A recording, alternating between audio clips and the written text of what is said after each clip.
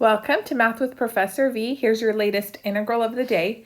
We have the definite integral from pi over 4 to pi over 3 of the natural log of tangent x over sine x cosine x dx. If you want to try it on your own first, then go ahead, pause the video now. And if you want a little hint, all I did was a substitution. You could do either one or two, depending on how you choose things. And then I rewrote the integrand cleverly. So to motivate things, when I first looked at this problem, I thought, okay, I'm not inclined to use integration by parts. Let's just try a good old substitution. And I went to substitute another variable for this tangent x here. And I wasn't sure, how many rounds this would all take or what was going to come next. So I chose to use t instead of u. I like to save u for later. So let's let t equal tangent of x. And then that means dt would be secant squared x dx, right? Which we don't see anywhere. So that doesn't mean that was the wrong choice. That just means we need to rewrite the integrand, manipulate things, and see if we can make it work. So integral still going from pi over 4 to pi over 3. I'm not going to make this substitution just yet. I have to get things prepped, okay? So ln of tan x, that's great up there in the numerator. We have no problem with that. That'll be ln of t in just a moment. Sine x has no business in this new world that only involves tangents and secant squared. So can I make it a tangent somehow? Oh, yes, I can. So right now I just have sine x cosine x, right? I want to make that a tangent. So what I'm going to do is divide by cosine x.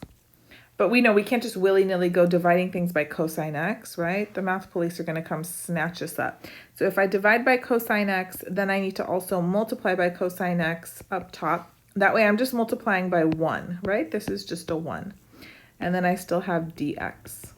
If you need to remind yourself, these two cosine x's are in the numerator of the denominator, then do that. Okay, things are headed in the right direction, believe it or not. So then we have now, keep those limits, pi over 4 to pi over 3. And then we have natural log of tangent x over, now this right here is tangent x. We made sure that that was going to work out. And then these two cosine x's, I'm going to write them a little separately like this, times 1 over, I got 2 of them, so I've got cosine squared x dx. Take a second, marinate. Are you okay? Can you see where things are heading? There's our secant squared that we've been waiting for. Here you are, secant squared, ready to save the day. So then let me rewrite. We have pi over 4 to pi over 3, natural log of tangent x over tangent x times secant squared x dx. How are you doing? Good, right? It's looking fabulous. So then now we can go ahead and make that substitution. Let me remind you what it was.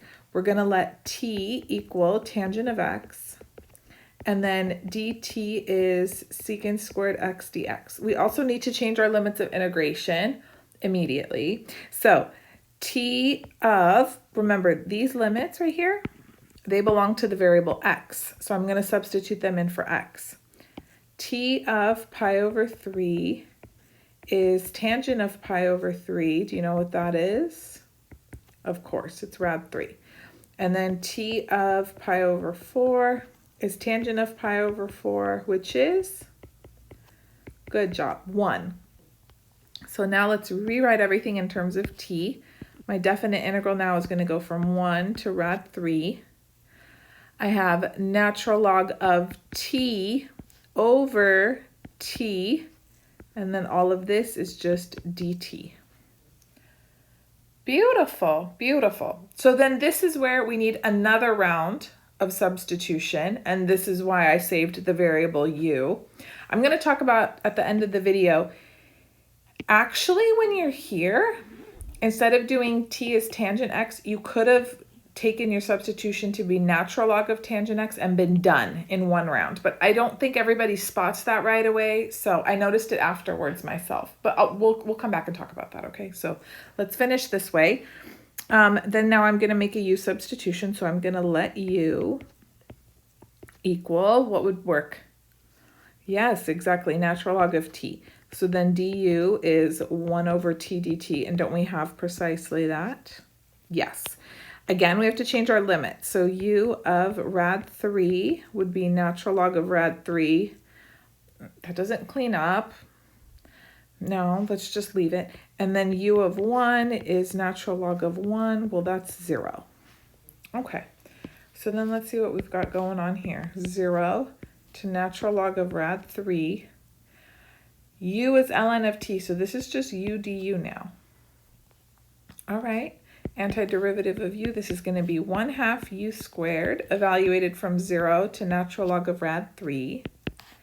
And that's just 1/2 natural log of rad 3 squared. Yes?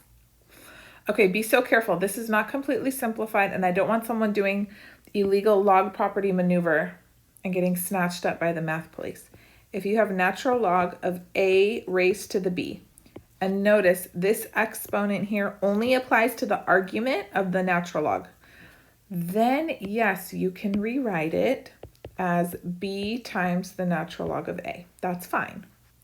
If you have natural log of a and all of that is raised to the b, nothing can be done. Please stop, okay?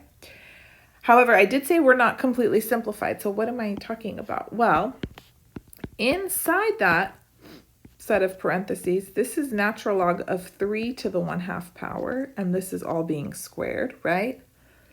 And this exponent, this 1/2, is only applied to the 3, so I can move it to the front per that log property. So let's do it. So now I have 1/2 times 1/2 times natural log of 3 squared. You see what I did? Then this exponent can distribute to everybody. So we've got 1/2 times 1/2 squared, that's 1/4, times natural log of 3 squared. And then here's 1/8 natural log of 3 squared. And that's it. How was that? Good, right? I thought the setup, though, was, a little tricky to spot right off the bat. And I did want to show you, once we were at this step right here, this step right here, we actually could have finished the problem in one round of substitution. So let me show you how. Let me just paste it down here. And sometimes, these things you noticed afterwards, and that's totally fine. There's nothing to be ashamed of. But some people can spot it right away, which is great. So alternatively, at this step, I could say abort mission on that substitution involving t. Let me just go in and let u be natural log of tangent x. And then this is just going to basically combine both substitutions into one step. So then du would be 1 over tan x, and then we need to use the chain rule, so then times secant squared x dx. And then do we have that? Why, yes, we do. 1 over tan x secant squared x dx. And then when you change your limits of integration, watch what happens. So you have u of pi over 4, which is natural log of tangent of pi over 4. See how we're just doing both at once? So natural log of 1, which is 0. And then you would have u of, yes, pi over 3, natural log of tangent of pi over 3. So then it's natural log of rad 3. Good. And then from there, you basically just jump to that last step right before we took the antiderivative. So we're going to go 0 to ln of rad 3. All of this, ln of tan x, is my u. And then we have du. And then we've already seen all of this, right? So then this is just 1/2 u squared, 0 to ln rad 3, etc. And then we know that we end up with 1/8 natural log of 3 squared. So when you do multiple substitutions, multiple rounds of like u sub, then t sub, or whatever, usually there is a way that you could have just combined them if you chose differently. It's just harder to spot that right away.